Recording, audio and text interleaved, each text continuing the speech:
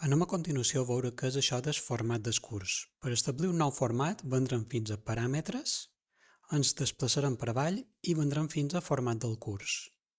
Una vegada aquí de dins, veiem que tenim una primera opció desplegable, allà on poden triar format per temes, format setmanal, format d'activitat única i format de mosaics. Anem a veure en primer lloc que seria organitzar el nostre Moodle en format per temes. Primer de tot, hem de veure que els temes ocults són completament invisibles o que se mostren com a no disponibles. Anem a veure què és això. I també disposició del curs, totes les seccions en una única pàgina. Per exemple, si aquesta és la disposició que nosaltres volem per al nostre Moodle, aquesta seria una organització per temes. Fixeu-vos que tenim l'opció d'expandir o contreure-ho tot. Aquí tenim diversos temes. Un tema general, un de pensament computacional, programació, robòtica. Allò primer que hauríem de fer és saber com editam el nom d'un tema. Senzillament podem fer clic damunt el llapis i canviar el nom del tema. Si fem intro en el teclat quedaran guardats els canvis, si no volen guardar els canvis, escape en el nostre teclat. En el meu cas, ho deixaré així.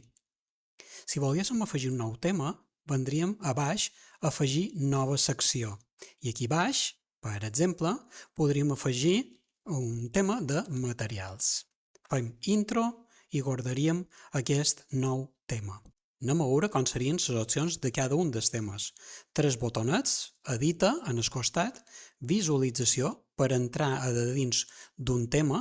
Per exemple, si fem clic a dins visualització, com veiem, aquest tema té 3 materials, 2 tasques i una sèrie de recursos. Tornem enrere. 3 botonets. Podríem editar la secció. Fixeu-vos que podríem afegir el nom de la secció, tal com hem vist, ho poden canviar des d'aquí o des de l'altra banda.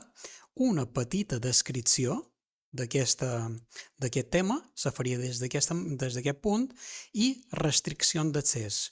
Per aquesta opció de restricció d'accés farem un vídeo en concret, ja que podríem establir restriccions a un tema per data, per qualificació d'altres temes o d'altres tasques, grups, perfil d'usuari, conjunts, etc.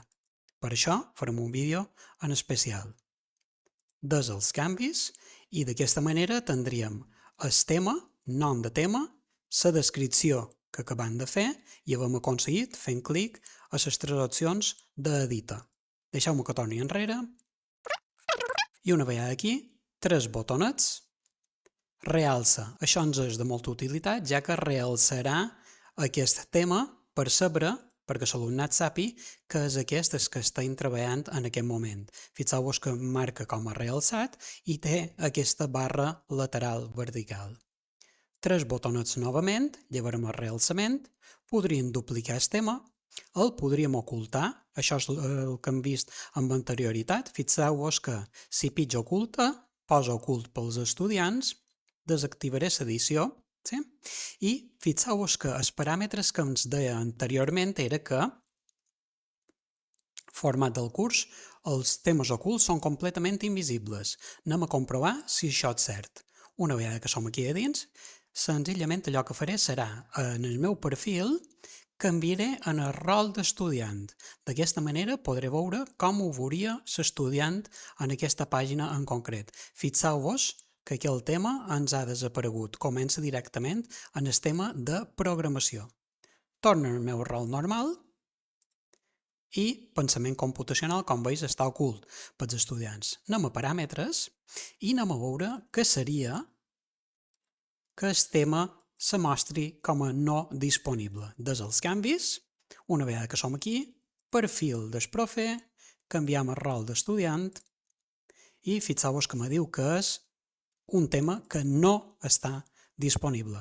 El veu, però no està disponible en aquest moment. Perfecte, continuem amb les opcions, 3 botonets, li diré mostra en aquest tema i el deixaré com estava.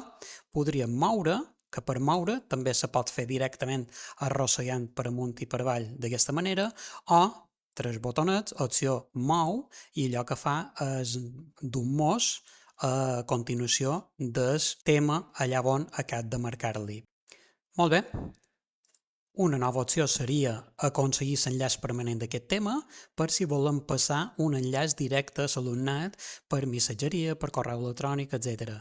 Recordeu que l'usuari, l'alumne, ha de ser usuari d'aquest curs per tal de poder fer clic i accedir en el Moodle i en aquest tema en concret. I d'aquesta manera podrien suprimir aquest tema de pensament computacional. Anem a veure la diferència que hi ha en les altres formes de veure el curs. Format per temes, tenim format setmanal. L'única diferència que hi ha en aquest cas del format setmanal, des del canvi i visualitza, és que quan creem noves seccions, compareix a partir de la següent setmana o de la mateixa setmana que ha començat el curs. Continuem veient una altra opció, paràmetres, format del curs, veurem format d'activitat única, si haguéssim de realitzar un projecte, etc.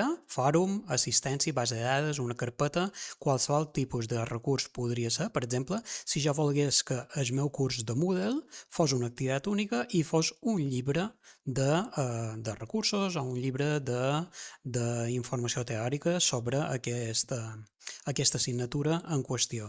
Ho faríem d'aquesta manera. I finalment, si volem organitzar format de mosaic o de rajoles, fixeu-vos que tenim diferents opcions per configurar. La icona, colors, si utilitza submosaics, etc. Anem a veure com quedaria d'aquesta manera. Fixeu-vos que desactivem el mode edició, vendria a ser allò mateix que hem vist fins ara, sí? Però en format com a de rajoles. A partir d'aquí ja és qüestió de cada docent destriar o esbrinar quin tipus d'organització serà més adient pel seu alumnat.